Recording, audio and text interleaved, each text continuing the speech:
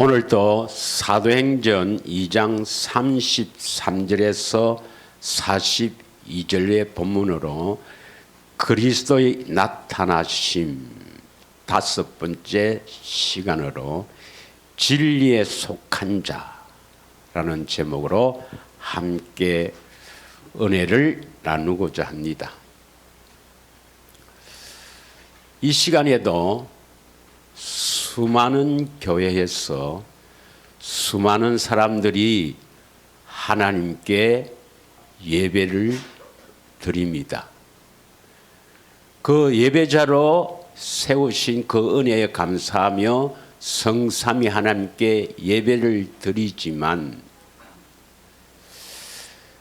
그 많은 사람들 가운데서 하나님께서 오늘 내가 드리는 이 예배를 받으실까? 나아가서 우리 교회에서 드리는 이 예배를 하나님이 받으실까? 라고 생각하며 그렇게 기도하는 사람이 과연 얼마나 있겠습니까? 또한 그 설교를 선포되는 하나님의 말씀 강요하는 그 설교를 과연 하나님께서 어떻게 보실까? 이러한 것들을 생각하며 예배 드리는 사람이 별로 없을 것 같습니다. 사랑하는 성도 여러분, 만약 우리가 드리는 예배를 하나님이 받으시지 않는다고 하면 이 모임은 소용이 없는 거죠. 아무 쓸모가 없는 겁니다. 그래서 여러분은 과연 내가 지금 드리는 예배가 하나님이 받으시는가? 또한 나아가서 내가 소속된 교회가 참으로 진리에 속한 교회인가? 그리고 나는 그 진리를 따라가고 있는가? 이러한 것은 대단히 중요합니다. 왜냐하면 먼저 요한복음 4장 23절에서 24절을 보면 요한복음 4장 23절 24절에 보면 하나님은 영과 진리로 예배 드리는 자를 찾으신다 했습니다. 이 말씀 속에는 영과 진리로 예배를 드리지 않으면 하나님은 받으시지도 않고 또 영과 진리로 예배 드리는 자가 별로 없다. 이런 의미가 있는 겁니다. 서로 진리라고 주장하죠. 하여튼 어디든 진리라고 다 자기들이 진리라고 주장합니다. 그러면 성경적으로 진리를 따른다는 것은 무엇을 따른다는 것인가? 진리에 속한 교회는 어떤 교회인가? 이런 것들을 성경적으로 깨달아서 우리 교회는 진리에 속한 교회고 진리가 선포됨으로 말미암아 성령이 역사하셔서 영과 진리로 예배드리게 하신 그 예배를 받으시구나. 이걸 깨달아야 됩니다. 그러나 아무리 예배당이 화려하고 아무리 많은 교인들이 모여서 예배를 드리지만 진리로 따르지 않고 진리가 선포되지 않으면 그 예배는 받으시지 않습니다. 그러므로 말미암아 30년, 50년을 교회 다니도 하나님께서는 나는 너의 예배를 한 번도 받은 적이 없다. 이렇게 표현하는 겁니다. 엄청 무서운 거죠. 네. 그래서 24절 보면은 하나님은 영이시니 예배하는 자가 영과 진리로 예배할지니라. 이 하나님께 예배를 올려드리는 자가 영과 진리로 예배드리지 않으면, 다시 말하면 진리의 성령이 역사하셔서 진리가 선포되는 이러한 교회가 아니면 하나님은 예배를 받으시지 않습니다. 믿으십니까? 예. 그러면 내가 다니는 교회가 과연 진리에 속한 교회고, 그러므로 말미암아 그 말씀을 받아서 신앙생활을 하는 나는 과연 진리에 속한 자인가, 진리를 따르는가, 이것은 대단히 중요합니다. 만약에 아무리 그 교회가 크더라도 화려하더라도 진리를 따르지 않는다, 그럼 하나님께서 그 예배를 받으시겠습니까? 하나님 예배를 받으시지 않고 또 진리가 선포되지 않으니까 그 신앙생활은 바른 신앙생활이 될 수가 없습니다. 그러면 그 길을 가는 끝에는 뭐가 있겠습니까, 여러분? 오직 멸망입니다. 믿으세요? 자, 그러면 과연 진리에 속한 교회냐, 내가 진리를 따라가느냐, 이것을 어떻게 하느냐? 우리는 오직 성경의 계시로만 알 수 있습니다. 성경을. 그래서 요한복음 8장 32절에서 34절을 읽겠습니다.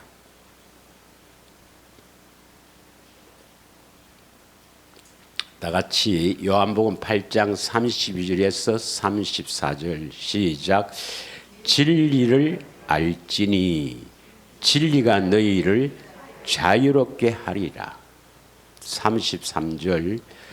그들이 대답하되 우리가 아브라함의 자손이라 남의 종이 된 적이 없거늘 어찌하여 우리가 자유롭게 되리라 하느냐.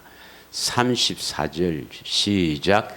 예수께서 대답하시되 진실로 진실로 너희에게 이르노니 죄를 범하는 자마다 죄의 종이라.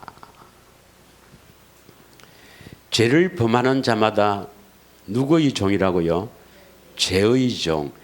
죄의 배후에는 누가 있겠어요? 마귀. 그래서 죄를 범하는 자마다 마귀의 종이라.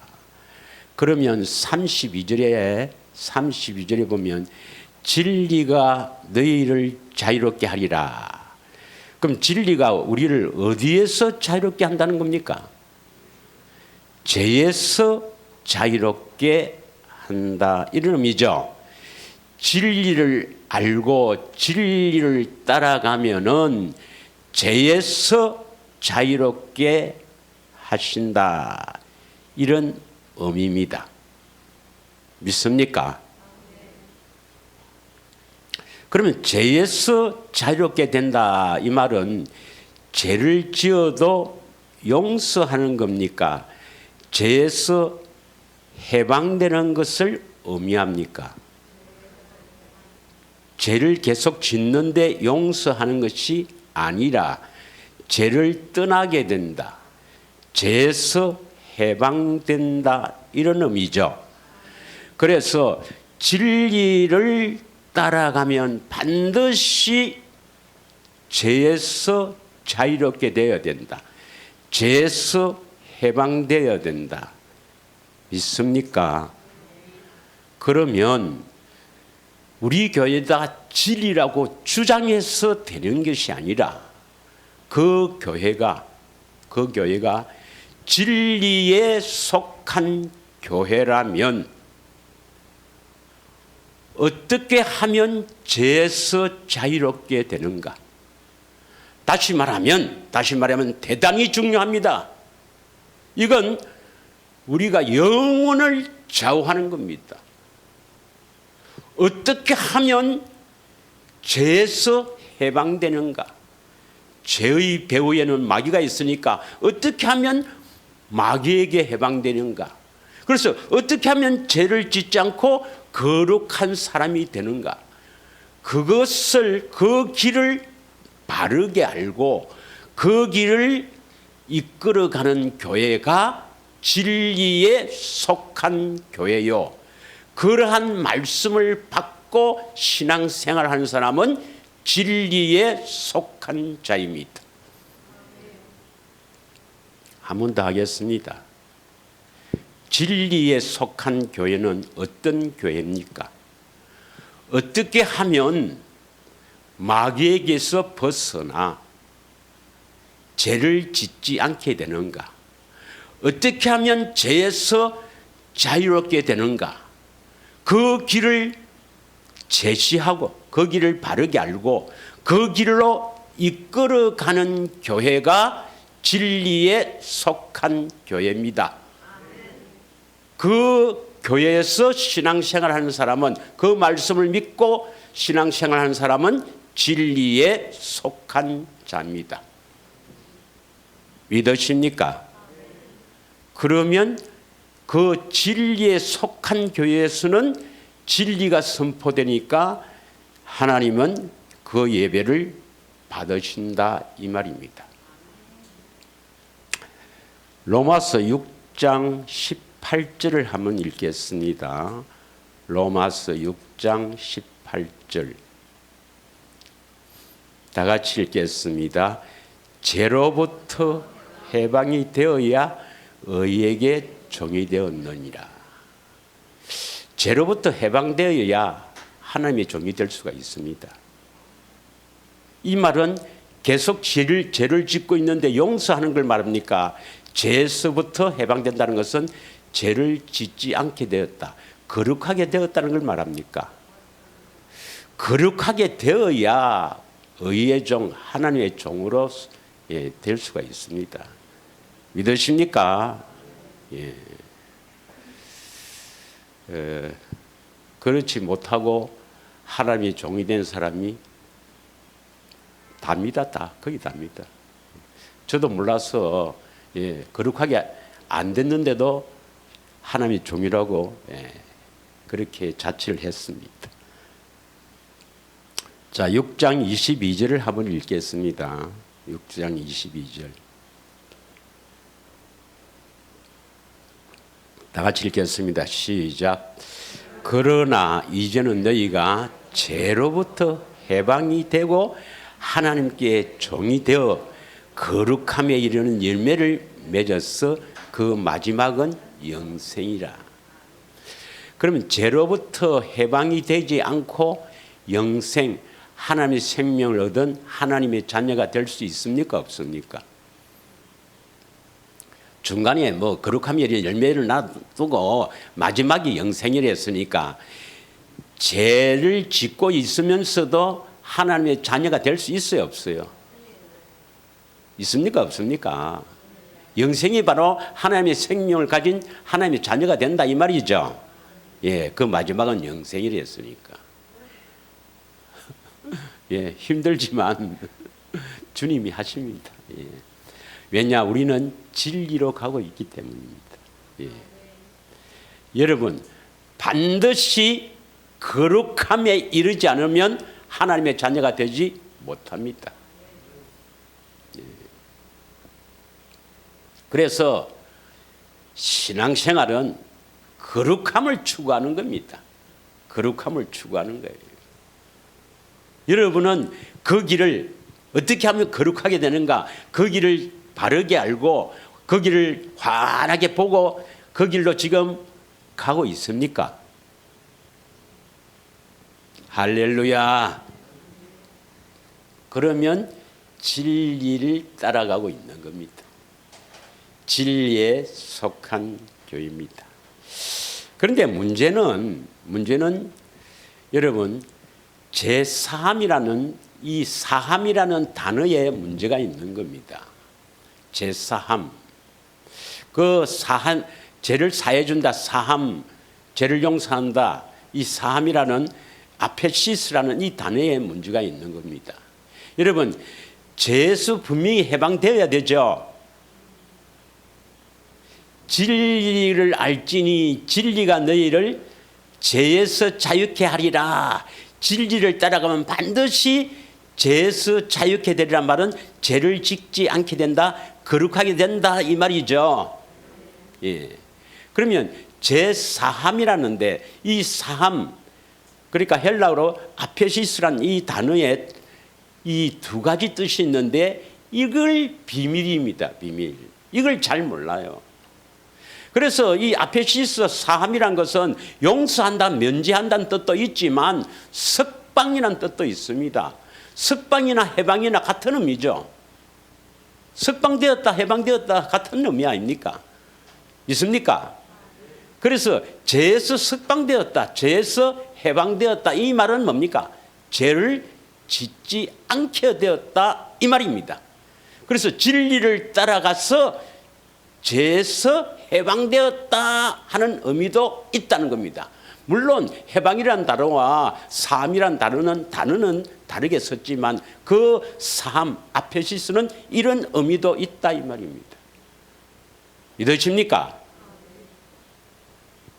그래서 제사함은 두 가지 의미가 있다. 꼭 기억하십시오. 하나는 죄를 지어도 용서해 주는 것, 죄 없다고 인정하는 것, 죄를 면제해 주는 이 사함도 있고, 또 하나는 뭐가 있다? 제사함은 죄를 짓지 않게 되었다. 제사함은 죄 짓지 않게 되었다. 죄에서 석방되었다. 죄에서 자유하게 되었다는 의미도 있습니다.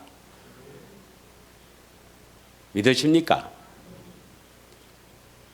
그러면 제사함이 나오면 무조건 죄용서다라고 해석할 것이 아니라 구절도 봐야 되지만 어떻게 구분하는가 하는 것을 알아야 돼요. 그래서 오늘 본문의 해석을 잠깐 하고 또 제사함의 다른 방면의 해석을 한번 살펴보도록 하겠습니다. 오늘 본문에 보면 사도행전 2장 38절을 한번 읽겠어요. 사도행전 2장 38절.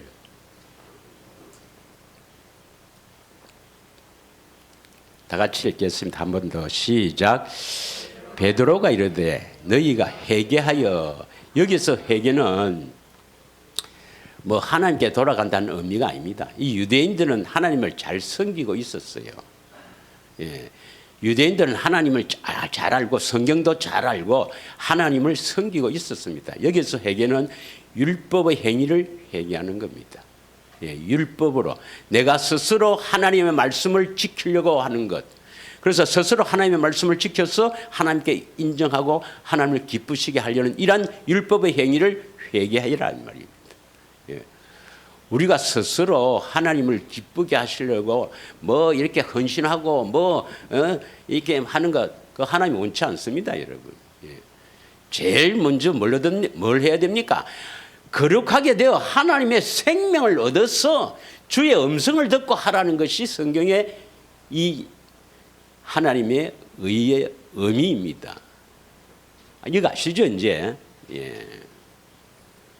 그래서 율법의 행위를 회개해서 각각 예수 그리스도 이름으로 세례를 받고, 이 세례는 무슨 세례냐? 물세례입니다. 요한의 세례입니다. 요한의 세례입니다. 세례를 받고 제사함을 받으라. 그래서 요한의 세례, 물세례를 받고 제사함을 받으라. 그리하면 성령의 선물을 받는다. 성령을 얻게 된다. 성령을 받게 된다. 이랬습니다. 여기에 제사함은 뭐겠습니까? 물세례, 요한의 세례에 나오는 제사함은 전부 죄의 용서입니다. 죄의 용서. 믿으십니까? 그러면 여기서 나오는 제3은 죄의 용서 제3인데 제3을 받아야 성령을 선물로 받게 됩니다. 할렐루야. 성령을 받아서 제3 받습니까? 제3 받아야 성령을 선물로 받습니까? 아니, 요 구절에는 제3을 받아야 성령을 선물로 받게 되죠. 네. 이때의 제3은 뭡니까? 제3은 물세례. 그래서 예수님이 요한에게 세례를 받았잖아요. 물세례. 예. 그래서 예수님이 온 세상의 죄를 다 짊어지고 하나님의 어린 양이 되어서 결국 십자가에 죽으시는 것. 예. 요 대속 제물을 말합니다. 그걸 믿으면 죄 없다고 용서해 주시죠. 할렐루야. 대답 좀 하세요. 믿습니까? 맞습니다. 이건 그래서 그 대속을 믿으면 너는 죄 없다고 하나님이 재판적인 행위 하는 것입니다. 왜 그럴까요? 성령을 주시기 위해서입니다. 이 성령은 보혜사 성령입니다. 보혜사 성령은 삼위 하나님이 계시는 것 아시죠? 예. 보혜사 안에 그리스도 영이 있고 그리스도는 하나님의 생명이 있으니까 이 보혜사 성령은 삼위 하나님이 있거든요. 그래서 하나님이 우리 안에 오신다 이 말입니다. 그러면 이 제3, 다시 말하면 요한의 세례를 통해서 대속, 우리 대신 속죄 제물이 되신 이 예수님을 믿으면 성령을 얻게 된다. 이 말은 예수님이 들어오신다 이 말입니다. 그러면 왜 대속하셨을까요? 왜 우리 죄를 대신해서 십자가에서 죽으셨을까요? 하면 성령 안에서 우리 안에 오시려고.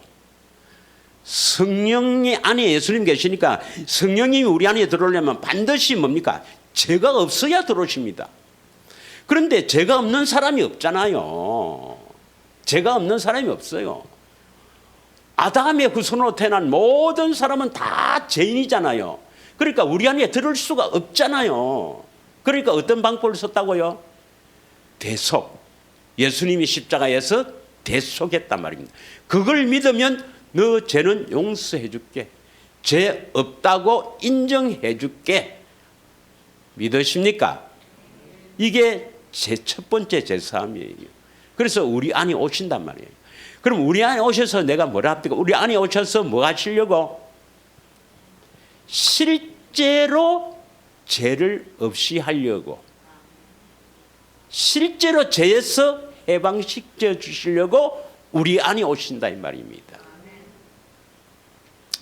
우리가 얼마나 비참한 인간인가 하는 것은 여러분 전에 했죠.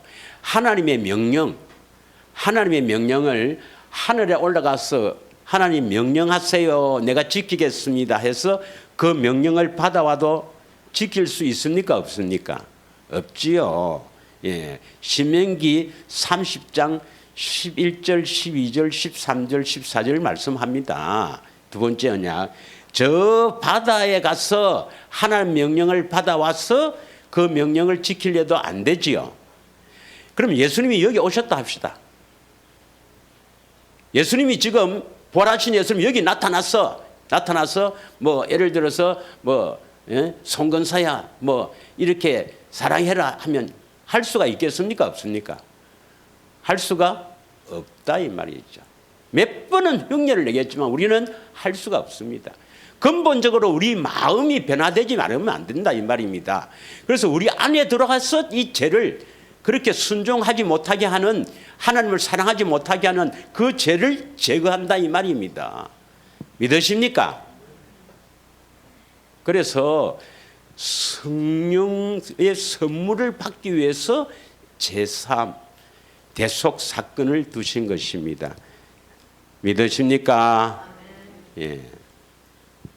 자, 그래서 이제 39절에 보면 하나님이 부르신 자가 나오고 40절에 한번 읽겠습니다. 40절에 또 여러 말로 확정하여 권하여 이르되 너희가 이 패역한 세대의 구원을 받으라. 이 38절에 보면 성령을 선물로 받는다. 그렇게 하면 성령 받는다 했는 거지. 아직 성령을 받은 게 아니에요. 너가 이렇게 하면 성령 받는다. 회개하고 그 물세례 세례 받으면 예수 이름으로 세례 받으면 제삼 받는다. 그리고 성령의 선물로 받게 된다. 이렇게 하는 것이 38절이죠. 내가 늘 이야기하지만 은혜 설교만 듣고는 여러분 구분이 안 됩니다. 그래서 꼼꼼히 이 말씀을 깊이 묵상하고 생각해야 됩니다. 믿으십니까? 조금 수준을 낮춰야 되겠네. 성령님이 받기 위해서 우리가 제3을 주시는데 제3은 그것 말고 또 있습니다. 두 번째는요, 그리스도 안에서 제3이 있습니다. 그리스도 안에서 제3. 자, 그리스도 안에서 제3은 여러분 그리스도 안에 산다 하는 것은 어떻게 산다고 했냐면 그리스도 안에서 하면 꼭 기억해야 될 부분이 어디죠? 그리스도 안에서 하면 요한일서 2장 5절에서 6절 꼭 되새김하십시오. 그리스도 안에서 사는 자 하면 어디로 가야 됩니까? 요한일서 2장 5절에서 6절. 그리스도 안에서 사는 자 하면 어떤 사람이냐 하면 어디로 가야 됩니까? 요한일서 2장 5절에서 6절 읽겠습니다. 누구든지 그의 말씀을 지키는 자는 하나님의 사랑이 참으로 그 속에서 온전하게 되었나니 이로써 우리가 그의 안에 있는 줄을 아노라. 그의 말씀은 예수님의 말씀입니다. 예수님의 말씀을 지키는 사람이 그의 안에 있는다. 그리스도 안에 있다 이 말입니다. 6절 그의 안에 산다고 하는 자는 그가 행하는 대로 자기도 행할지니라. 그의 안에 산다고 하는 자는 그가 행하는 대로 자기도 행한다. 그래서 그리스도 안에 사는 사람은 누구처럼 행한다고요? 예수님처럼 행한다. 그리스도 안에 사는 자 하면 성경 구절 어디를 기억해야 됩니까? 요한일서 2장 5절에서 6절. 어떤 사람입니까? 말씀을 지키고 사는 사람, 예수님처럼 사는 사람. 이런 사람은 죄를 지을까요? 죄를 짓지 않을까요? 죄를 짓지 않죠. 이런 사람은 제사함 받았다 합니다. 그리스도 안에 사는 사람은 제사함 받았다. 이 사람은 제사함이 용서겠어요? 죄에서 해방된 거겠어요? 죄에서 해방. 자, 한번 보겠습니다. 골로새서 1장 14절. 골로새서 1장 14절. 이거 3주 연속을 하고 있습니다. 그 아들 안에서, 그 아들이 예수님이죠. 예수님 안에서 했습니다. 예수님 안에서. 그럼 예수님 안에서는 어떤 사람입니까? 그리스도 안에서 있으니까 그리스도처럼 사는 자, 말씀을 지키는 자죠. 우리가 속량이 곧 구속이거든요. 구속 곧 제사함을 얻었다. 이 제사함은 죄 용서겠어요? 죄에서 해방된 거겠어요? 이것은 죄에서 해방입니다. 그리스도 안에 있는 자가 죄를 짓는데 용서해 주는 게 아니라 죄에서 떠난 자를 말합니다. 믿으십니까? 에베소서 1장 7절을 읽겠습니다. 에베소서 1장 7절. 자, 다 같이 읽겠습니다. 우리는 그리스도 안에서 그의 은혜의 풍성함을 따라 그의 피로 말미암아 속량 곧 제사함을 받았느니라. 그리스도 안에서 그의 피로 말미암아 새 언약으로 말미암아 속량, 구속이죠. 구속은 바로 하나님 것이다 이 말이거든요. 제사함을 받았다. 이 제사함은 뭐겠어요? 죄 용서겠습니까? 죄에서 해방되는 것을 말할까요? 죄에서 해방되는 걸 말합니다. 성경은 제사함은 두 부류가 있다. 두 방면이 있다고 분명히 이야기합니다. 하나는 죄를 용서하는 것은 우리 안에 예수님 오시기 위해서고, 그다음에 오셔서 죄를 다 없애셨으면은 그때도 제사함이다 이 말입니다. 그건 죄에서 해방, 죄에서 석방된 걸 말합니다. 믿으십니까? 그래서 로마서 8장 2절 보면, 로마서 8장 2절 보면 그리스도 예수 안에서 생명의 성령의 법이 죄와 사망의 법에서 너를 뭐 했다고요? 해방하였습니다. 그러면 뭐 사망은 놔놓고 사망의 두려움에서 해방됐다 이 말인데, 그건 놔놓고 죄에서 해방되었다 이 말은 죄를 용서하는 겁니까? 죄에서 떠나게 되었다 이 말입니까? 죄에서 떠나게 되었다 이 말이죠. 그래서 교회는 예수님을 머리로 하고 사는 사람이죠. 예수님이 주시는 생각과 마음으로 사는 사람이 교회잖아요. 그리고 예수님의 이 땅에 교회를 세워왔죠. 그럼 내가 교회가 되었다 하면 죄를 지어요, 안 지어요? 예수님이 주시는 생각과 마음으로 사는 사람이 죄를 짓겠습니까? 자, 마태복음 16장 18절 19절 한번 읽겠습니다. 마태복음 16장 18절 19절. 또 내가 내게 이르노니 너는 베드로라. 내가 이 반석 위에 내 교회를 세운다. 예수님께서 내 교회를 세운다. 그런데 음부의 권세는 마귀 권세입니다. 음부의 권세, 마귀 권세가 교회를 이기지 못한다. 이 말은 교회가 마귀를 이긴다 이 말입니다. 믿으십니까? 교회가 되면 마귀를 이긴다 말은 죄를 짓지 않게 된다 이 말입니다. 할렐루야, 믿습니까? 예. 그래서 고린도후서 2장 14절에 보면, 이거 안 찾아도 됩니다. 여러분 찾아보시고요. 그리스도 안에 있으면 항상 이기게 합니다. 항상 이기게. 예. 그리스도 안에 있으면은 여러분 요한계시록에 보면 7교회가 나와요. 7교회. 그래서 이기는 자에게는 이기는 자에게는 이기는 자에게는 뭐 이렇게 축복하신 데도 있는데 어떻게 하면 이긴다? 한번 보여야 되겠네. 고린도후서 2장 14절. 그리스도 안에 있으면 다 이겨요.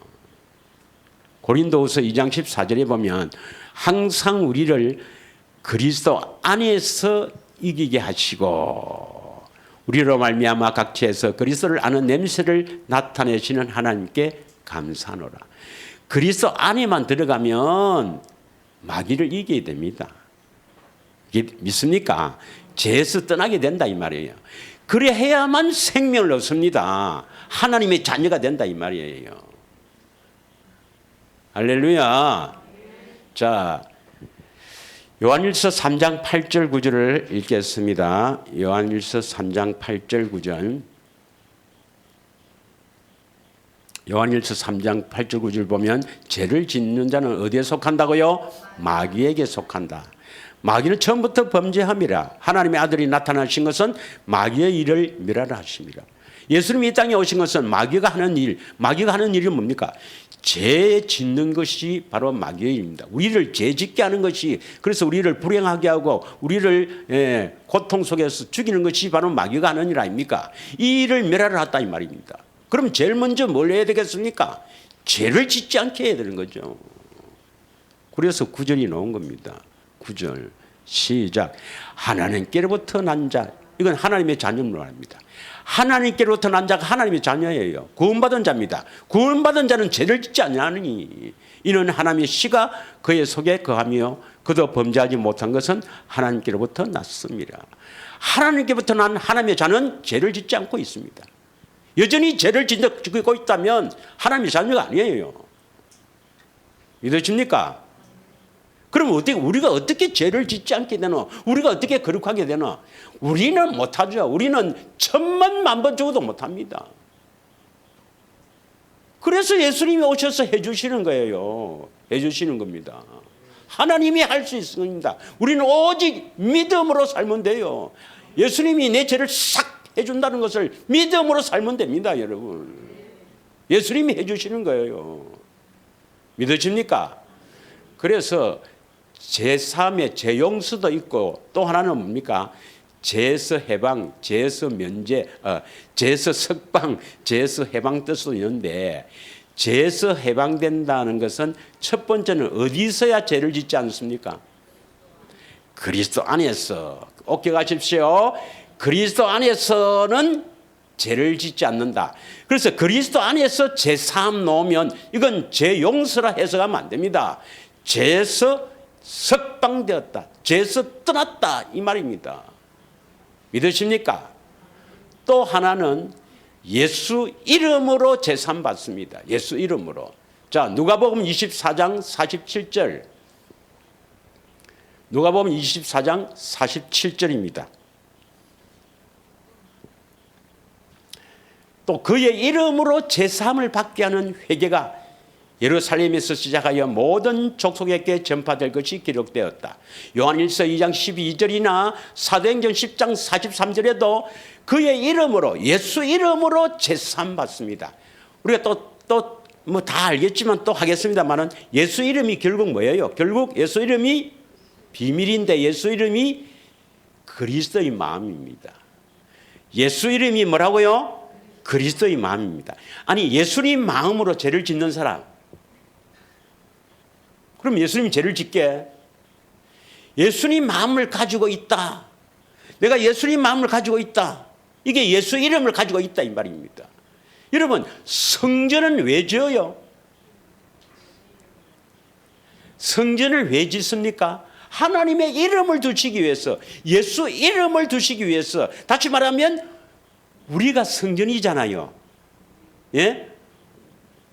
고린도전서 3장 16절에 우리가 성전이잖아요. 성령이 계시는 성전인데 이 성전이 거룩하게 되어야 예수 이름이 여기에 설치가 되는 겁니다. 예수 이름을 두시기 위해서 성전을 짓습니다. 그럼 예수 이름을 가졌다. 그리스도의 마음을 가졌다. 그러면 그 그리스도의 마음으로 죄를 짓습니까? 아니죠. 예수 이름으로 제삼을 받았다. 이 말은 죄 해방받았다 이 말입니다. 믿으십니까? 자, 그러면 새 언약은 왜 세우느냐? 오늘 새 언약이 왜 세우는가 간단하게 이야기하겠습니다. 새 언약. 이 신학자들은요, 새 언약을 왜 세우느냐면은 첫 언약 율법이 흠이 있어서 그 새 언약을 세운다 이렇게 이야기하면서 구약의 모든 제물과 구약에 약속하신 모든 언약을 이루는 것이 새 언약이다 이렇게 이야기를 합니다. 여러분 새 언약은 왜 세웁니까? 새 언약의 목적이 어디에 있습니까? 아주 간단하게 이야기하겠습니다. 우선 히브리서 8장 6절을 한번 보겠습니다.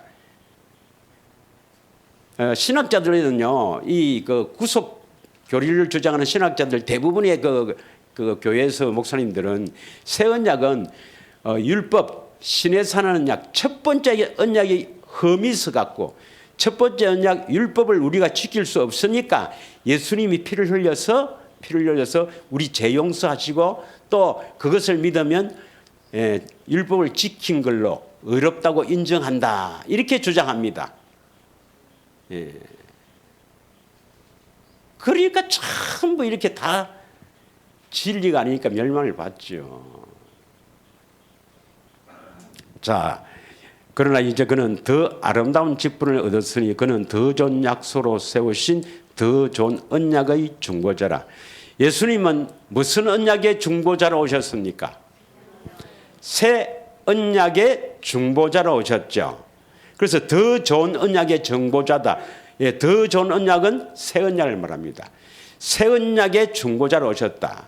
뭘 이루기 위해서?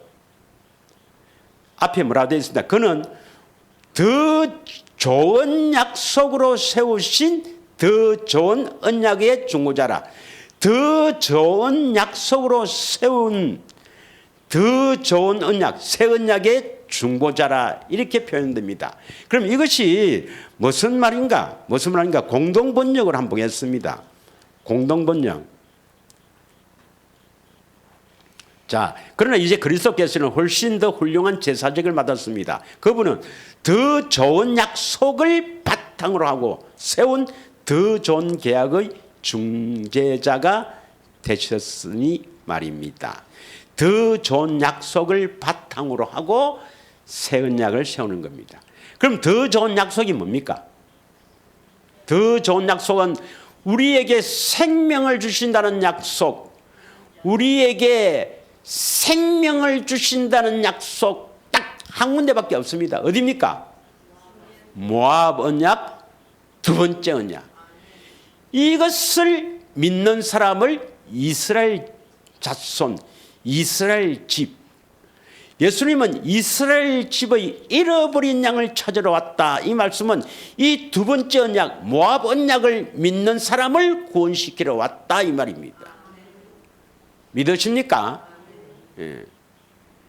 아무나 구원시키는 게 아닙니다. 예수님은 자기 백성들을 죄에서 구원시키기 위해서 왔는데요. 자기 백성들이 바로 뭔가? 이스라엘 이 언약을 믿는 사람입니다. 그래서 이스라엘에게 맺은 그 이스라엘에게 하신 언약을 믿지 않으면 구원이 안 됩니다, 여러분. 그게 복음이거든요. 예. 자, 그래서 이제 7절이 나오는 겁니다. 그런데 신학자들은 6절은 빼버리고 우리 성경으로요 7절부터 이야기합니다. 7절. 첫 언약이 무엄하였더라면 둘째 것을 요구할 일이 없으리니와 8절. 예.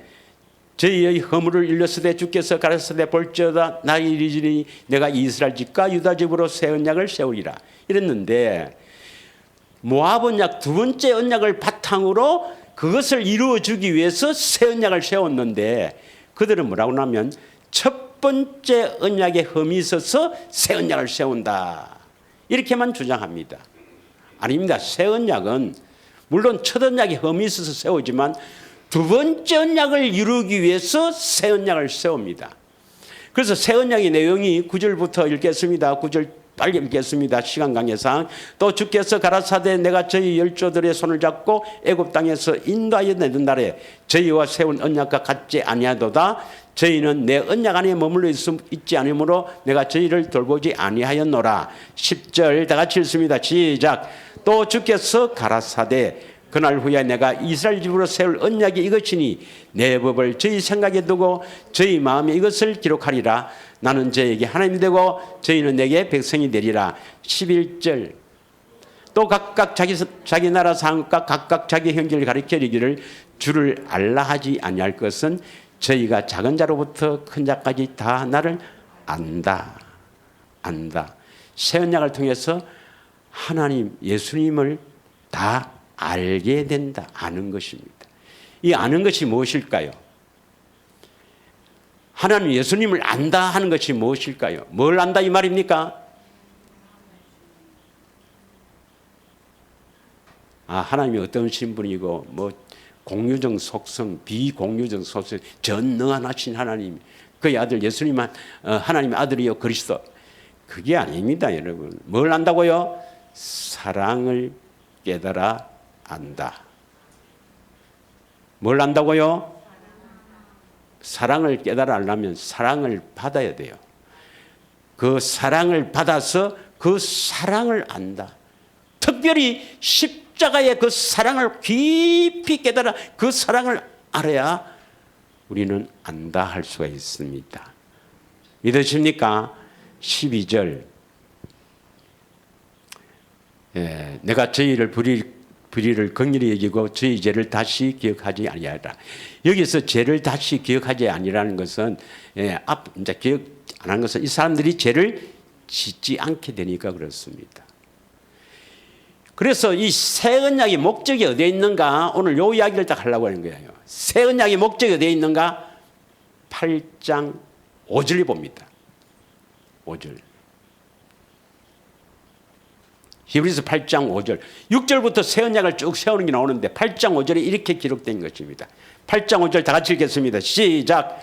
저희가 섬기는 것은 하늘에 있는 것의 모형과 그림자라. 모세가 장막을 지으려 할 때에 지시하심을 얻은 것 같으니 가라사대 산과 모든 것을 산에서 내게 보이던 본을 쫓아 지으라 하셨느니라. 그리고 6절부터 새 언약을 이야기합니다.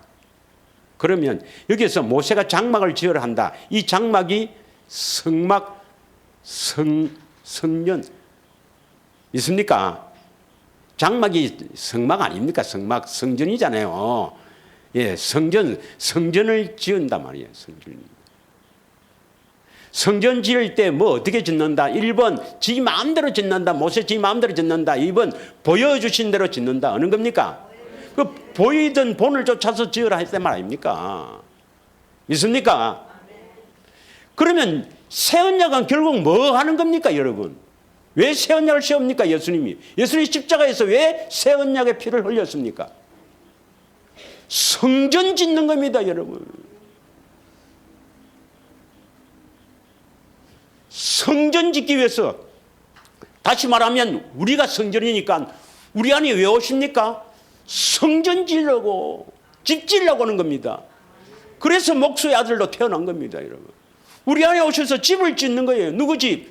예수님의 집. 성전 짓는 거예요. 그 성전은 내 마음대로 짓습니까? 보여주시고 짓습니까? 보여주셔야 알지요. 성전을 지으려면 반드시 보여주셔야, 보혜사 성령께서 예수님을 보여주셔야 그 예수님의 사랑을 알고 짓죠.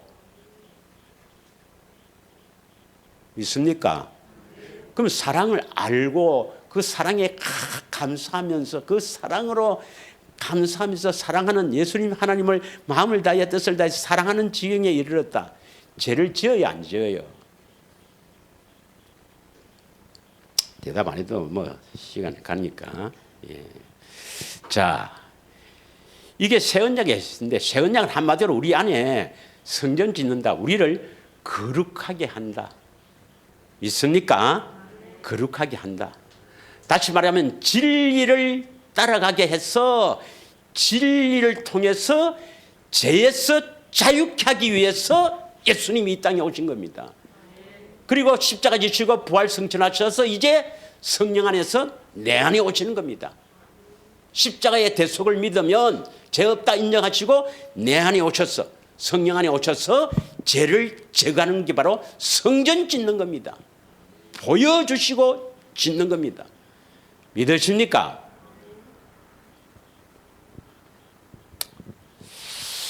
자, 근데 왜냐하면 또 신학자 이야기를 안 할 수가 없는 게, 이제 일반 교회에서는 이제 이걸 어떻게 이야기하느냐, 그걸 또 알아야 되거든요. 예, 알아야 되거든. 일반 교회에서는, 예, 이 신학자들이 죄를 두 가지로 나눠요. 하나는 죄책, 죄의 책임, 죄의 책임과 또 하나는 오염, 예, 이렇게 나눕니다. 그래서 신학자들은 죄를 죄책과 오염으로 나누는데, 죄책은 죄의 책임이라 그래서 누구의 죄 때문에? 아담의 죄 때문에. 그래서 이걸 원죄라고 합니다. 원죄. 그리고 오염, 이것은 자범죄로 합니다. 자범죄. 많이 들어봤죠? 그래서 죄는 원죄와 자범죄가 있다. 이렇게 성경 공부를 해본 사람은 알아요. 성경 공부할 때는 다 했거든. 성경 공부도 안 하고 오셨나? 그래서 이 죄를 원죄와 자범죄로 나누고, 원죄는 무엇을 믿어서 용서받는다고? 십자가의 대속을 믿어서 원죄를 용서받는다. 그래서 예수님이 내 죄를 대신해서 십자가에서 죽으셨다. 맞죠? 예. 그걸 믿으면 죄가 용서함 받지요? 용서 받습니다. 예. 맞습니다. 그건 우리는 이제 그 용서를 왜 용서받는다 했습니까? 우리는 우리 안에 들어오시려고 용서한다 이랬는데, 그들은 뭐냐면 그거 믿으면 구원받는다 그래요. 그거 믿어서 구원이 아니고, 그걸 믿어서 우리 안에 들어오신다가 이 말이 해야 되는데, 그걸 믿어서 구원받는다 그래요. 제3을, 제 용서 왜 하느냐? 성령을 선물로 주기 위해서인데, 성령 안에서 주님 오시기 위해서인데, 그들은 그걸 믿어서 구원받는다 그래요. 그걸 십자가 복음이랍니다. 예. 그걸 원죄가 해결됐어요. 원죄가 해결됐다. 십자가를 믿어서 원죄가 해결됐다 이 말입니다. 그래서 그들 원죄가 해결되었는데 여전히 자범죄는 지어요, 안 지어요? 자범죄는 짓죠. 그래서 뭡니까? 성화. 지난주에 했습니다만 거룩하게 돼야 되니까 그 뒤에 거룩하게 된다. 그래서 십자가를 믿어서 원죄가 해결되어 거듭났다. 중생 거듭났고 그 다음에 말씀과 기도로 거룩해진다 했으니까 그 후에 거룩해진다. 성화. 그래서 중생 다음에 성화 교리를 만드는 겁니다.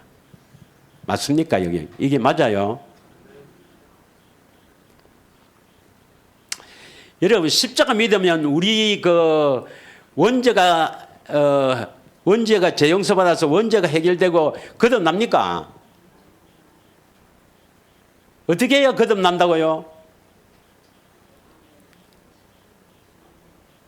거룩해야 거듭납니다. 다시 신명기 30장 6절. 주여 참 대답을 안 하니까 내가 아는지 모르는지 모른다. 대답을 해야 내가 아는지 모르는지 알 건데 그냥 붕 보고 있으니까 알면 고기라도 좀 까딱하세요. 안 그러면 잡을든지 마. 자, 어떻게 해야 구원받는다고? 마음의 할례를 받았어. 그 다음 마음의 할례가 뭡니까? 마음의 할례가 거룩하게 되는 것.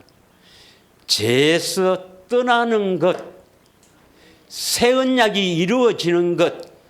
경건의 훈련을 해서 죄가 떠나는 것. 좁은 길로 가는 것. 맞습니까? 마음의 할례가 우선입니다. 우선. 예수님이 오셔서 우리 안에 오셔서 제일 먼저 뭐 해요? 마음의 할례. 어떻게 해야 할례 됩니까? 경건의 훈련을 해야 된다. 다른 말로 좁은 길로 가야 된다. 다른 말로 이 성경을 통해서 그 예수님의 사랑을 받아야 된다. 누누이 이야기하죠. 있습니까? 자, 우리가 하나님의 자녀가 되기 위해서 제일 먼저 뭐부터 해야 된다고? 마음의 할례 따라합니다. 마음의 할례. 좁은 길을 가야 한다. 경건의 훈련을 해야 한다. 그래서 죄에서 떠나야 된다. 거룩해야 한다. 그게 바로 새 언약이 이루어지는 겁니다. 있습니까? 그래 해야 하나님을 마음을 다해 뜻을 다해 사랑할 수가 있어요. 하나님을 마음을 다해 뜻을 다해 사랑해야 예수 이름을 주십니다. 예수 이름이 우리에게 이제 여기 세워지는 거예요. 예수 이름을 여기에 우리에게 나타나는 거예요. 그리스도의 마음이 나타나는 거예요. 그 그리스도의 마음에서 14절에 보면 올라갈래 내려가 해서 14절에 마음에서 말씀함으로 순종한다. 생명을 얻는다 이 말입니다. 예. 마음에서 말씀하시면 말씀을 듣고 순종함으로 선한 일을 행함으로 거듭납니다. 자, 어떻게 거듭난다고? 제일 먼저 예수님이 우리 안에 오셔서 마음의 할례를 시킨다. 마음의 할례 시킨다는 말은 좁은 길로 가야 된다. 다른 말로 뭡니까? 경건의 훈련을 해야 된다. 다른 말로 뭡니까? 거룩하게 되어야 된다. 다른 말로 뭡니까? 새 언약이 이루어져야 된다 이 말입니다. 믿으십니까? 그래야 하나님을 마음을 다해 뜻을 다해 사랑하게 된다. 마음을 다해 뜻을 다해 사랑하게 된다. 조금 사랑한다. 이게 안 됩니다, 여러분. 온전히 마음을 다해 뜻을 다해 사랑한다. 내 생명보다도 더 예수님을 귀하게 더 사랑해야 된다 이 말입니다. 형제나 부모나 전토나 집이나 그런 것들을 더 사랑하면 생명을 얻지 못합니다, 여러분. 내 자신보다도 더 사랑해야 된다 이 말입니다. 이게 하나님을 마음을 다해 뜻을 다해 사랑하는 거예요. 그래서 사랑해야 뭡니까? 예수 이름을 두신다 이 말입니다. 그래야 그리스도의 마음이 온단 말입니다. 그 그리스도의 마음에서 마음으로 말씀하시는 그 말씀을 듣고 행하지 않으면 생명 안 나옵니다. 하나님 자녀가 안 됩니다. 그 말씀을 듣고 순종해서 이제 하나님의 자녀로 자라게 됩니다. 그래서 하나님 자녀가 되는 게 어렵습니다. 그래서 베드로전서 그게 1장에 보면 노아 때 다 죽었는데 물에서 구원받은 자가 몇 명이라고요? 8명 봤어요. 8명. 이스라엘 백성이 출애굽할 때 200만 300만이 나왔지만 몇 명만 가나안 땅에 들어갔다고요? 2사람. 여호수아와 갈렙. 나머지는 다 광야에서 멸망받았습니다. 그 자녀들은 아니에요. 이 세대는 아니고 그 가나안 땅을 출발해서 들어간 사람이 바로 구원입니다. 구원. 여호수아와 갈렙만 구원받았습니다. 나머지는 다 멸망받았습니다. 여러분 거기에 속으면 안 돼요. 광야에서도 반석을 쳐서 물을 주고 또 만나를 내려주고 메추라기도 주고 온갖 하나님의 온갖 이적과 기적을 체험했지만 다 멸망받았습니다. 거룩하지 않으면 좁은 길로 가서 여러분이 죄에서 떠나지 않으면 새 언약이 이루어지지 않으면 하나님 자녀가 될 수가 없습니다. 있습니까? 그래서 신학자들은 이걸 죄책과 오염으로 죄를 나누는 자체부터 틀렸습니다. 그래서 이 원죄는 십자가를 믿어서 원죄가 해결되고 그다음에 자본죄는 그렇게 해진다. 말씀과 기도로 성화되어 간다. 그거 전부 다 거짓말입니다. 원죄가 해결되어서 십자가를 믿어서 원죄가 해결되어서 중생 거듭났다. 이거 거짓말입니다, 여러분. 그게 속으면 안 돼요. 그래서 한 번 더 이야기합니다. 제발 부탁인데 대책임 하지 않고 경건의 훈련 안 하면은 천국 못 갑니다, 여러분. 못 갑니다. 적당하게 해서는 천국 못 갑니다, 여러분. 천국이 그 값어치가 여러분 자신의 삶을 모두 들여도 충분하게 얻을 수 있는 가치입니다. 내를 포기했는데 얻는다. 그 가치는 내보다도 훨씬 큽니다. 믿으십니까?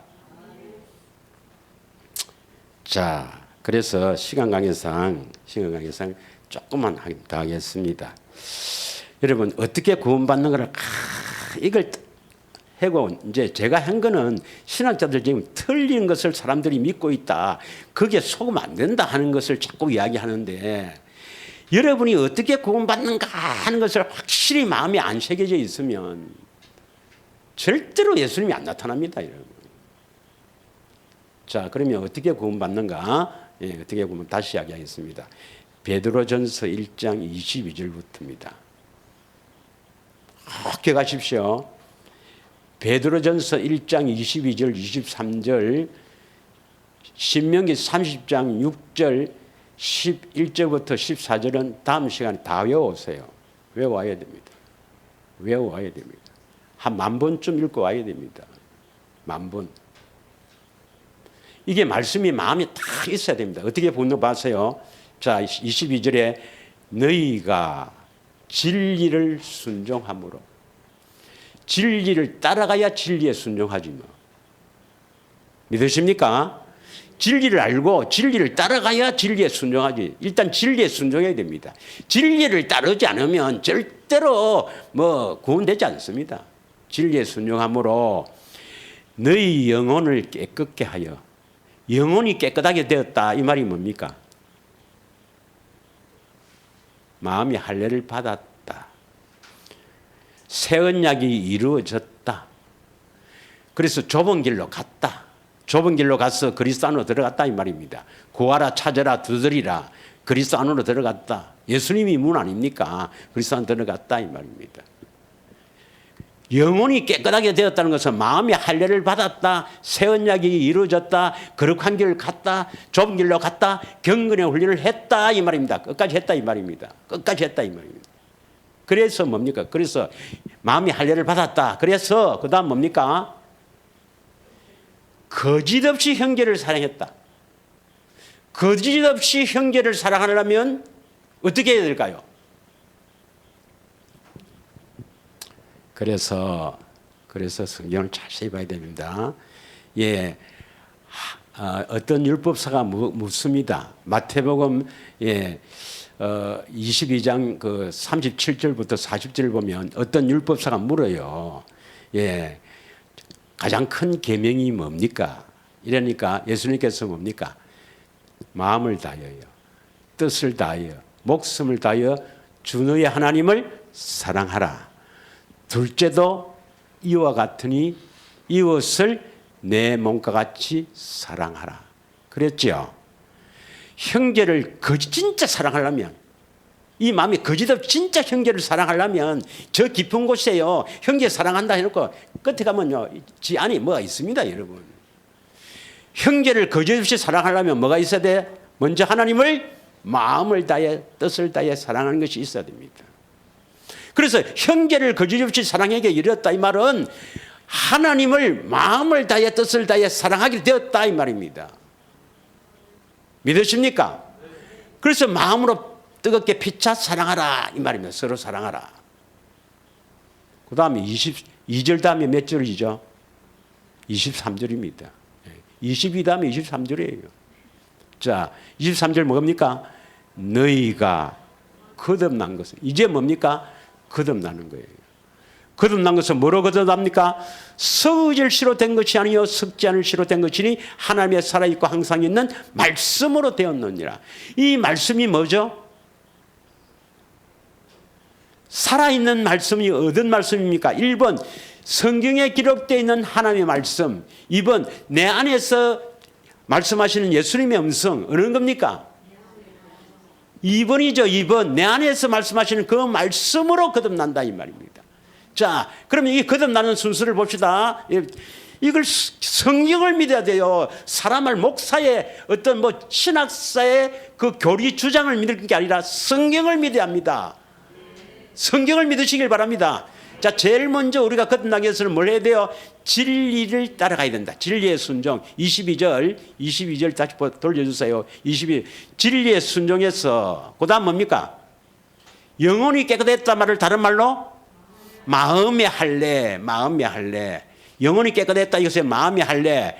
그 다음에 거짓없이 형제를 사랑해서 서로 사랑하게 되었다는 것은 뭡니까? 하나님을 마음을 다해, 뜻을 다해 사랑하게 되었다. 그리고 23절 뭡니까? 그래서 내 안에서 들리는 말씀으로 거듭났다, 이 말입니다. 23절 너희가 거듭난 것은 항상 있고 살아있는 하나님의 말씀으로 거듭났다, 이 말입니다. 믿으십니까? 그래서 24절에 보면 육체는 풀과 같고 모든 영광의 풀이 꽃과 같으니 풀은 마르고 꽃은 떨어진다. 우리 인생은 아무것도 아니다, 이 말입니다. 예, 네가 좀 아름답다 해봐야 이 껍데기 이거는 잠깐이다, 이 말입니다. 25절, 예, 오직 주의 말씀은 세세토록 있도다 하였으니 너희에게 전한 복음이 곧 이 말씀. 이게 복음이다 말입니다. 복음. 이게 복음입니다. 진리에 순종해서 영혼이 깨끗하게 되었다 말은 뭡니까? 마음의 할례. 거짓없이 형제를 사랑하게 되었다는 것은 하나님을 마음을 다해 뜻을 다해 사랑하게 되었다. 그래서 안에서 말씀하시는 그 말씀을 듣고 거듭났다, 이 말입니다. 믿으십니까? 그러면 진리에 속한 교회는 어떻게 하느냐? 첫 번째는 죄에서 어떻게 자유롭게 되는가, 어떻게 하면 거룩하게 되는가, 이것을 알고 이끄는 교회가 진리에 속한 교회요. 두 번째 요한복음 18장 37절. 요한복음 18장 37절. 이제 요것만 하고 마치는데, 이제 1부 했어요. 1부. 2부를 해야 되는데 마치겠습니다. 요것만 하고. 다 같이 읽습니다. 저 끝에 뒤에 있습니다. 뒤에 시간이 없어갖고. 곧 진리에 대해서 증거하려 함이라. 예수님이 이 땅에 와서 왜 와셨어요? 진리에 대해서 증거하려 함이라. 무릇 진리에 속한 자는 내 소리를 듣느니라. 여기서 내 소리는 뭡니까? 예수님의 음성입니다. 진리에 속한 교회인가 아닌가 하는 것은 어떻게 판단한다고요? 예수님이 내 안에 오셔서 말씀하시는 것. 그 말씀을 듣고 살아야 된다. 그 말씀을 듣고 거듭난다. 그 말씀을 듣고 살아야 된다. 이렇게 가르치는 교회가 진리에 속한 교회입니다. 믿으십니까? 반드시 진리에 속한 교회는 어떻게 하면 죄에서 자유롭게 되는가? 어떻게 하면 우리가 거룩한 사람이 되는가? 어떻게 하면 새 언약이 이루어지는가? 이것을 알고 가르치는 교회. 두 번째는 예수님의 음성을 들어야 된다. 예수님이 우리 안에 오셔서 말씀하신다. 그 음성을 들어야 거듭난다. 예수님의 음성을 들어야 된다. 이걸 가르치는 교회가 진리에 속한 교회입니다. 이 두 가지를 갖고 구분합니다.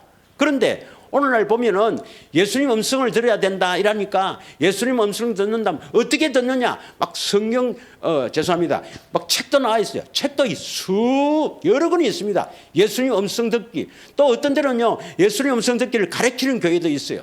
또 어떤 데가 또 예수님 음성 듣기에 귀를 기울여야 된다 이런 헛소리를 하고 있습니다. 귀 안만 기울여봐라. 마귀 소리만 들리지. 거듭나기 위해서 거듭나는 길이 바로 예수님 음성 듣는 겁니다.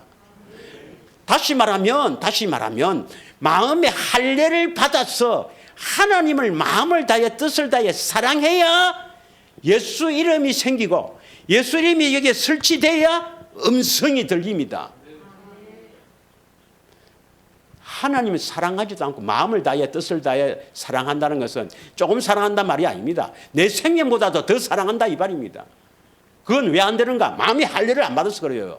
우리가 마음의 할례만 받으면 하나님을 마음을 다해 뜻을 다해 사랑할 수가 있어요. 내보다도 예수님을 더 사랑할 수가 있습니다. 예. 그러면 예수 이름이 딱 설치되면서 거기에서 들리는 세미한 음성이 바로 주님의 음성인데 그거 듣고 거듭나는데 그걸 뭐 배워서 듣는다, 책 보고 듣는다, 뭐 듣는다 전부 마귀 소리입니다. 여러분. 거기에 따라가면 안 됩니다. 뭐 해야 됩니까? 경건의 훈련을 통해서 내가 마음의 할례를 받지 않으면 주님의 음성을 들을 수가 없다. 마음의 할례를 받지 않는데도 들린다. 조심해야 됩니다. 조심해야 돼요. 마치겠습니다. 이 한 시간 우리 합심하기 1분만 기도하겠습니다. 제가 잘 부탁하지만 한 절이라도 묵상하고 한 줄 묵상하고 성경 보고 묵상하고 대식임에서 뭐 이걸 다 못하면은 많아서 다 못하면 몇 구절이라도 다 하고 했는데 제가 수년간 한 이 구절을 이제는 여러분이 나와야 되는데